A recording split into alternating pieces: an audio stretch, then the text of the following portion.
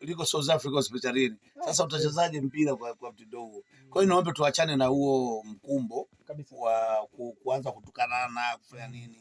Hapana, tujaribu kuwa na mapenzi. Alafu wengi wanaongea sana sio wanachama. Yaani makadi yao yameisha muda wao.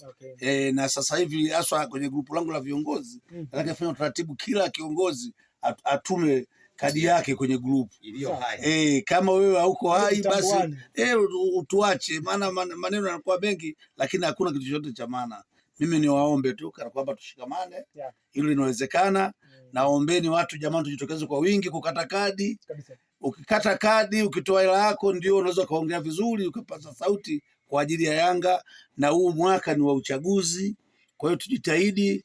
Mbeya kama kawaida yetu tutoa jambo dogo, tutoa at least matawi 30 na nakubali yatafika 30. Target inaweza ikawa hivyo na mambo. Na ndio target yangu hiyo, matawi 30. Sawa sawa.